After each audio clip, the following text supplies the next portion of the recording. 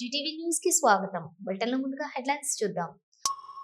అంతర్జాతీయ వేదికలపై ప్రపంచ దేశాలను పాక్ తప్పుదారి పట్టిస్తోంది.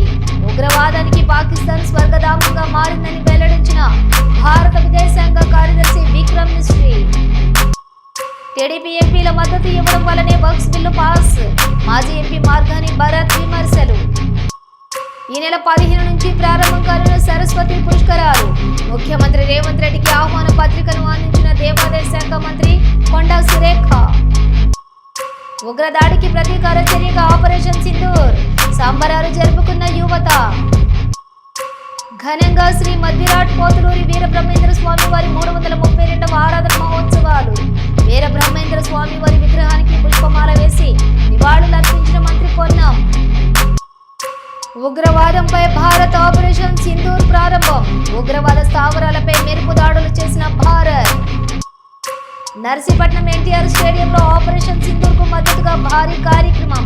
పాల్గొన్న స్పీకర్ చింతకాయల అయ్యన్న పాత్రుడు. అమలాపురంలో 10 రోజులుగా కొనసాగుతున్న హెల్త్ ఆఫీసర్ల ఆందోళన. తమ డిమాండ్లను ప్రభుత్వం పట్టించుకోవడం లేదంటూ ఆవేదన.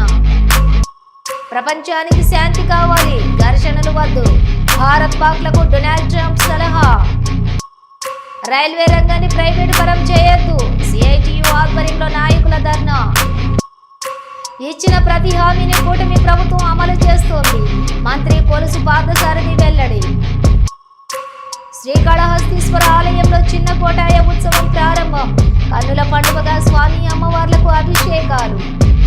పహల్గామ్ దాడికి భారత్ ప్రతీకారం తీర్చుకుంది. పాకిస్తాన్లోని ఉగ్రవాద స్థావరాలపై ఆపరేషన్ సింధూర్ పేరిట వైమానిక దాడులు చేసినట్లు భారత రక్షణ శాఖ ప్రకటించింది.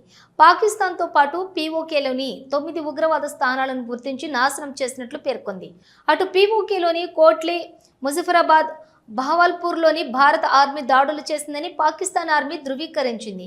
పాకిస్తాన్లోని ఉగ్రవాదులపై ఇండియన్ ఆర్మీ ఆపరేషన్ సింధూర్ చేపట్టింది. ఆ దేశంతో పాటు పీఓకేలోని లష్కర్-ఎ-తోయిబా, జైష్-ఇ-మహమ్మద్ ఉగ్రవాద శిబిరాలపై మెరుపు దాడులు చేసింది. పీఓకేలోని పలు ప్రాంతాల్లోకి మిసైల్స్తో విరుచుకుపడింది. దీంతో అక్కడి ప్రజలు భయంతో పరుగులు తీశారు.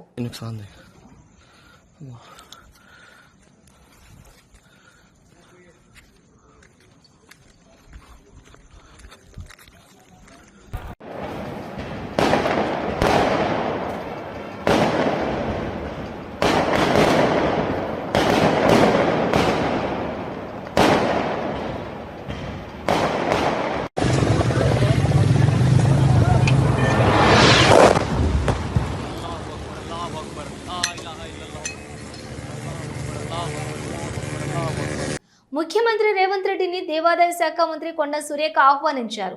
మంత్రి దుద్దిల శ్రీధర్ బాబు ఉన్నతాధికారులతో కలిసి జూబ్లీహిల్స్ నివాసంలో ముఖ్యమంత్రికి ఆహ్వానం అందజేశారు. ఆమె మంత్రి కోమటిరెడ్డి వెంకటరెడ్డి, ఎమ్మెల్సీ పిసిసి అధ్యక్షులు మహేష్ కుమార్ గౌడ్కి మంత్రి ఆహ్వానం అందించారు. 15 నుంచి 20వ తేదీ వరకు 12 రోజుల పాటు జరిగే భూపాలపల్లి జిల్లా కాళేశ్వరం సరస్వతి పుష్కరాలకు వచ్చే భక్తులకు ఇబ్బందులు తలెత్తకుండా చేస్తున్న ఏర్పాట్ల గురించి ఈ సందర్భంగా ముఖ్యమంత్రి అడిగి తెలుసుకున్నారు.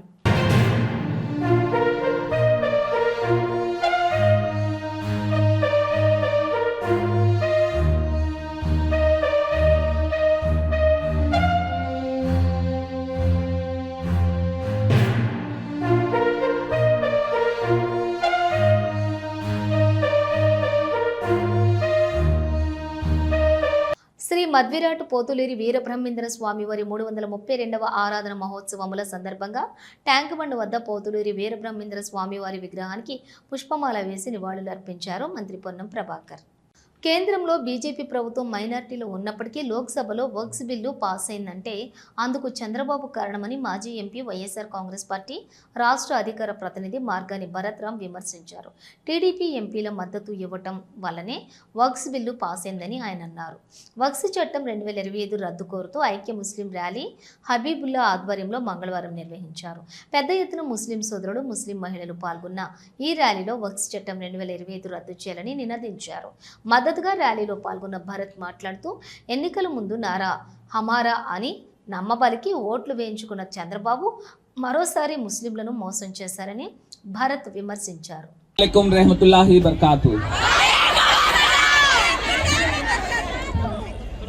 ఈరోజు మనందరం కూడా ఎందుకు రోడ్ల పైన వచ్చామనేది వక్ఫ్ బిల్ గురించి వ్యతిరేకంగా మన అందరం వచ్చాం. ఒక అంశం మీరందరూ కూడా గుర్తుపెట్టుకోవాల్సింది ఏంటంటే, ఎలక్షన్స్ వస్తే చంద్రబాబు నాయుడు గారు ఆయన స్లోగన్ ఏంటంటే నారా హమారా అన్నారు. మరి అందరినీ కూడా నమ్మించి మోసం చేశాడు. ప్రతి ఒక్క ముస్లింస్ కూడా పిల్లలుంటే ప్రతి పిల్లవాడికి కూడా అమ్మఒడి వేస్తాను అని చెప్పి అబద్ధమాడి మీ అందరితోనూ ఓట్లు వేయించుకున్నాడు. ఒక్క అంశము ఈ వక్ఫ్ బిల్ గురించి చెప్తాను. ఇవాళ పార్లమెంట్ లో 273 లోక్సభలో ఎంపీలు మద్దతు ఉంటేనే ఈ యొక్క బిల్ పాస్ అవుతుంది. ఇవాళ మనం చూస్తే బీజేపీ గవర్నమెంట్ కి మైనారిటీ గవర్నమెంట్ అంటే పూర్తి స్థాయిగా సభ్యులు లేరు, ఎంపీలు. పహల్గాం ఉగ్రదాడికి ప్రతీకార చర్యగా పాకిస్తాన్లోని ఉగ్రవాద స్థావరాలపై భారత ఆర్మీ దాడి చేసి గట్టిగా బుద్ధి చెప్పిందని సికింద్రాబాద్లోని యువకులు సంబరాలు జరుపుకున్నారు. పార్టీలకు అతీతంగా యువకులంతా ఏకమై త్రివర్ణ పతాకాలతో సీతాఫల్ మండీలో ర్యాలీ నిర్వహించి మిఠాయిలు తినిపించుకుంటూ విజయధ్వానాలు చేశారు. ఈ సందర్భంగా ప్రముఖ న్యాయవాది భాస్కర్ గిరి మాట్లాడుతూ, ఆపరేషన్ సింధూర్ పేరిట ఈరోజు తెల్లవారుజామున 2 గంటల ప్రాంతంలో మన భారత ఆర్మీ పాకిస్తాన్లోని 9 మంది ఉగ్రవాద స్థావరాలపై దాడి చేసి 80 మంది ఉగ్రవాదులను మట్టుబెట్టిందని తెలిపారు. ఇది పహల్గాంలోని అమరులైన టూరిస్టులపై జరిగిన దాడికి ప్రతీకార చర్య మాత్రమే కాదు, ఆ అమరులకు ఘనమైన నివాళిగా పేర్కొన్నారు. వారి ఆత్మలకు శాంతి చేకూరాలని వేడుకున్నారు. దేశ అధినేత ఎలా ఉండాలి అంటే మోడీలాగా ఉండాలని చెప్పుకునే విధంగా ఉందని ప్రధాని నరేంద్ర మోడీని చూసి భారతీయులంతా గర్వపడుతున్నట్లుగా వెల్లడించారు.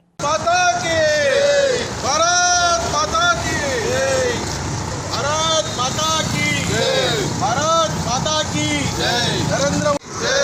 जोहार पहलगाम अमरवीरुలకు जोहार जोहार पहलगाम अमरवीरुలకు जोहार जोहार। भारत माता की जय। भारत माता की जय। नरेंद्र मोदी गारी नायकत्व मोदी गारी।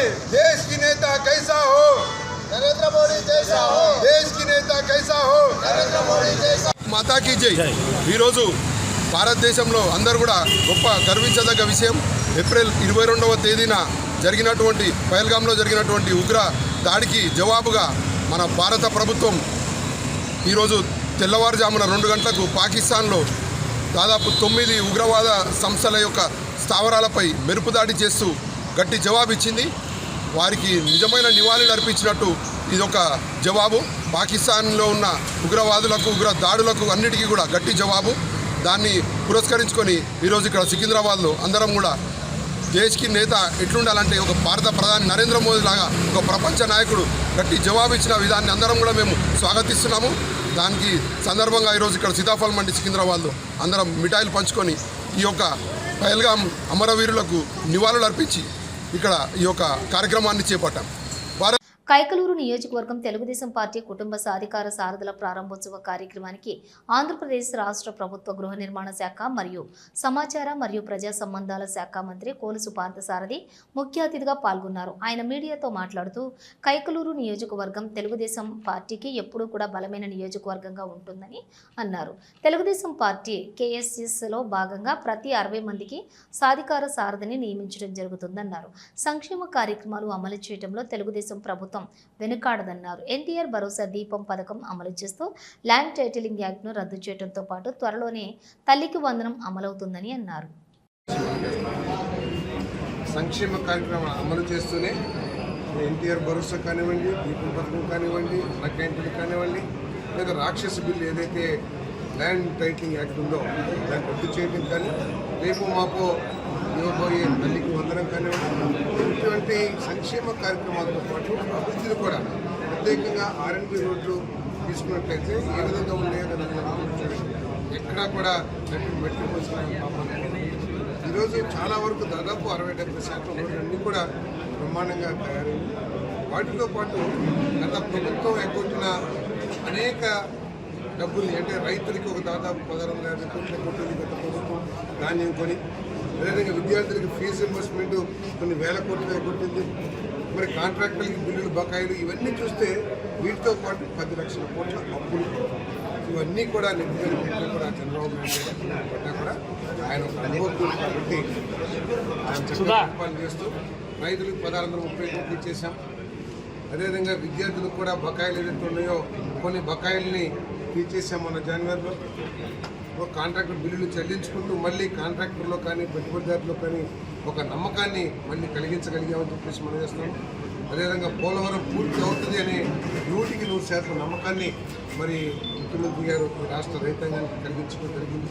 సో ఇవన్నీ కూడా గొప్ప సంక్షేమ కార్యక్రమాల్ని, అభివృద్ధి కార్యక్రమాల్ని 2 పిల్లలాగా ముందుకు తీసుకెళ్తూ అదే సమయంలో కార్యకర్తలకు అండగా ఉండే విధంగా మరి పార్టీ వ్యవస్థను కూడా మా నాయకుడు చంద్రబాబు నాయుడు గారు, లోకేష్ గారు తయారు చేస్తారని చెప్పేసి మనం చేస్తాను.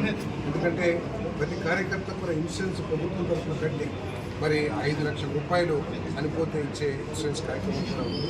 మరి తప్పకుండా ఈ రైతులు అభివృద్ధికి, ఈ రాష్ట్ర అభివృద్ధికి మేము కట్టుబడి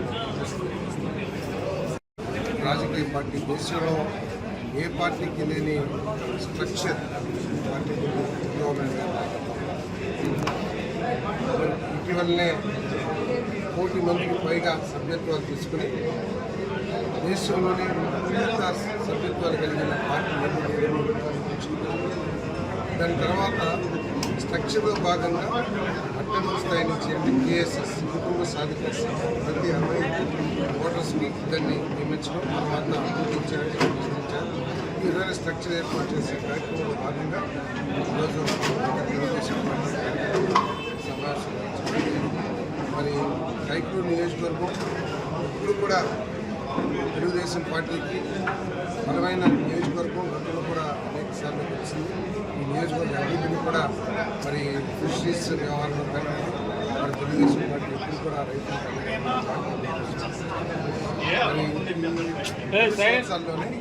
రైల్వే రంగాన్ని ప్రైవేటు పరం చేయొద్దని సిఐటియు ఆధ్వర్యంలోని మేడ్చల్ రైల్వే స్టేషన్ ముందు సిఐటియు నాయకులు ధర్నా నిర్వహించారు. ఈ సందర్భంగా సిఐటియు మండల కన్వీనర్ ఎం నరేష్ మాట్లాడుతూ ఎక్కువ ఖర్చు గల రవాణా మార్గం రైలు ప్రయాణం సాహిన్య ప్రజలు, ఉద్యోగులు, కార్మికులు, ముఖ్యంగా వలస కార్మికుల జీవితాలతో విడదీయలేనిదన్నారు. రోజుకు 1,50,00,000 మందికి రవాణా సౌకర్యం ఉన్నటువంటి రైల్వే రంగాన్ని పటిష్టంగా అమలు జరపకుండా ప్రభుత్వం బాధ్యత నుండి తప్పించుకుంటోందని ఆరోపించారు. కోవిడ్ తర్వాత సాధారణ ప్యాసింజర్ రైళ్లను బాగా తగ్గించారని, సుమారుగా 160 సర్వీసులు నిలిపివేశారని, ఎక్స్ప్రెస్ రైళ్లలో సాధారణ కంపార్ట్మెంట్ల సంఖ్య తగ్గిపోయిందని, వాటి స్థానంలో వందే భారత్ రైళ్లు మరియు డైనమిక్ ఛార్జీలు వంటి ఖరీదైన రైళ్లు ప్రవేశపెట్టారు విమర్శించారు.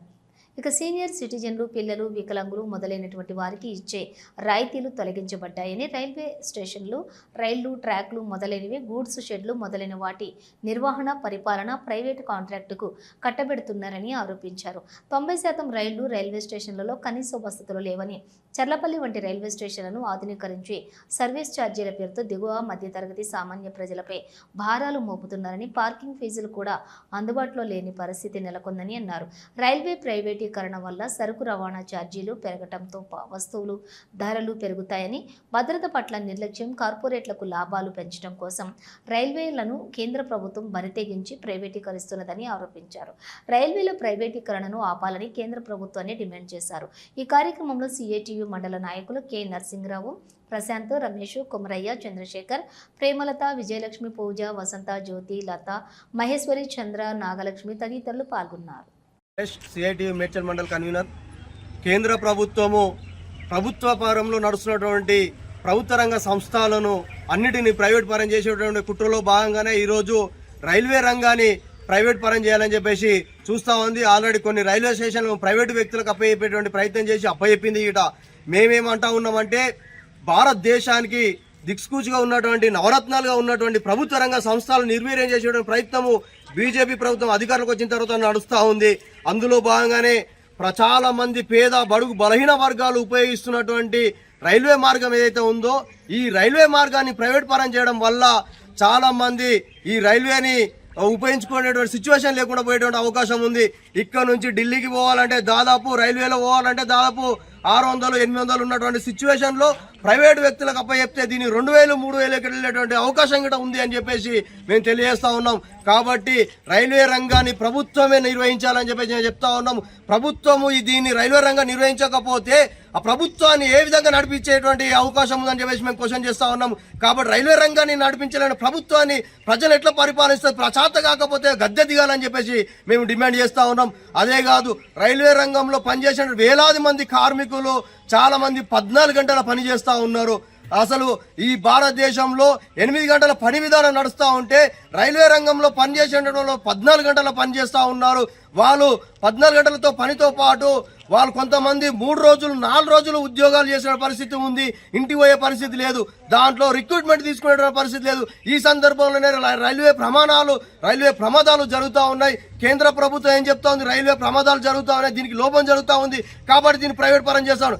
రైల్వే ప్రమాదాలు జరుగుతూ ఉంటే దీనికి బాధ్యత వహించాల్సిన ప్రభుత్వ రంగం. ప్రభుత్వం బాధ్యత వహించాలి, సరైన మెరుగులు నిర్వహించాలి. అలాంటి చేయకుండా ఆ రైల్వే రంగం మీద లోపాలు చూపిస్తూ రైల్వే రంగాన్ని ప్రైవేట్ వ్యక్తులకు చెప్పేయాలని చెప్తా ఉంది. ఇప్పుడు ప్రైవేటు ఆ వ్యక్తులు నిర్వహిస్తున్నట్టు కొన్ని ట్రాన్స్పోర్ట్లు ఉన్నాయి, బస్సులు ఉన్నాయి. ఈ బస్సులు యాక్సిడెంట్లు అవ్వట్లేదా? ఈ బస్సులలో జనాలు చనిపోవట్లేదా యాక్సిడెంట్లు అని చెప్పేసి మేము అడుగుతా ఉన్నాం. కాబట్టి కంపల్సరీ రైల్వే రంగాన్ని ప్రభుత్వమే నిర్వహించాలని చెప్పేసి మేము డిమాండ్ చేస్తా ఉన్నాం.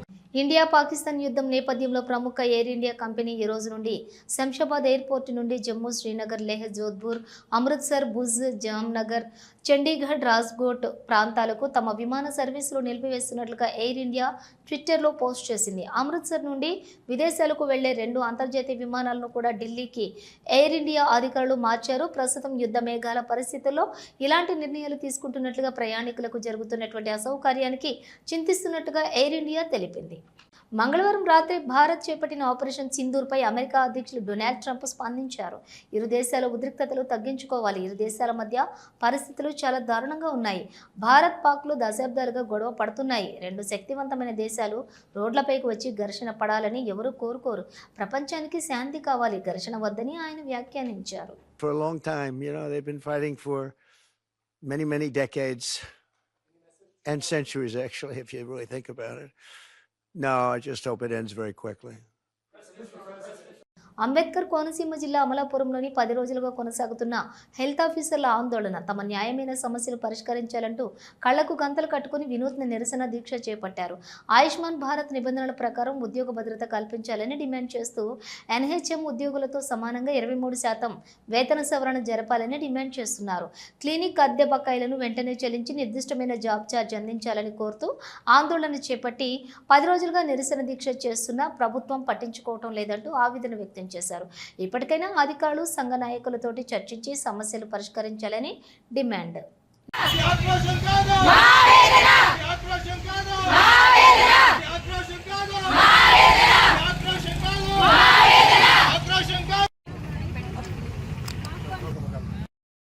ఆ ప్లకార్డ్ కిందకి పెట్టాం ఇంకా బాబు.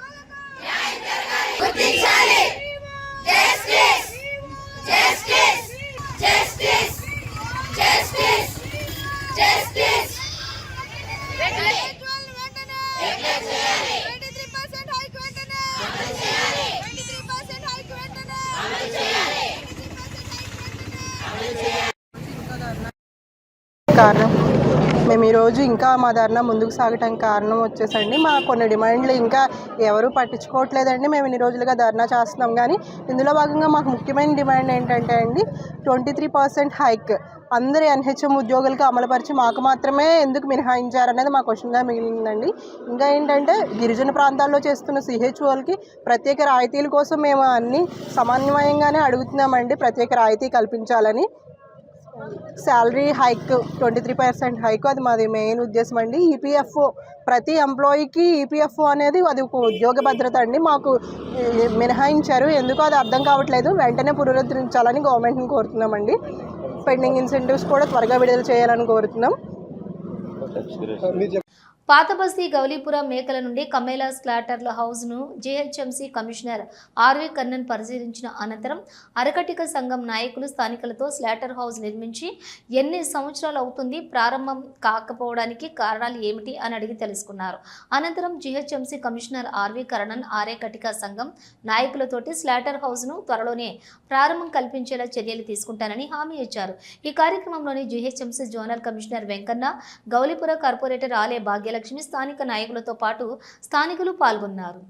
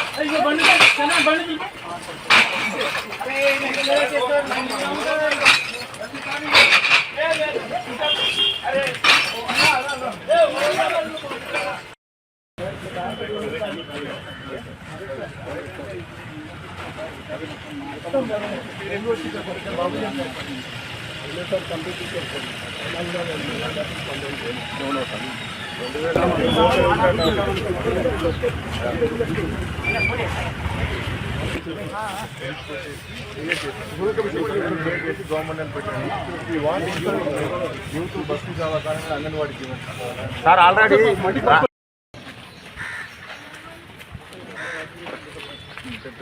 చాలా వాసం వస్తుంది.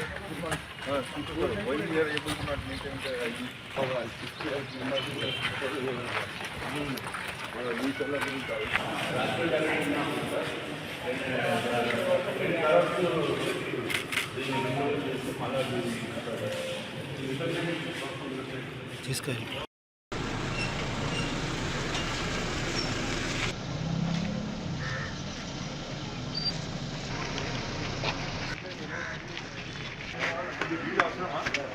మీడియా సార్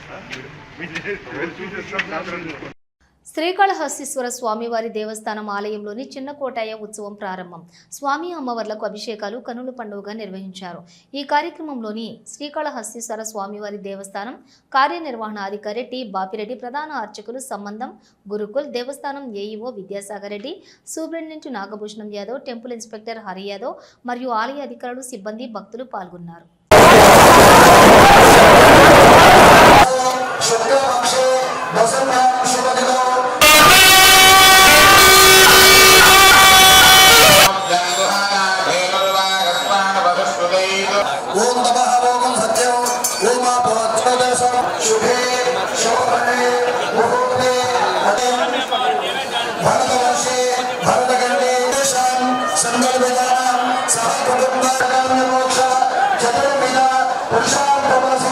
శ్రీ మహాగణాధిపతయే నమః.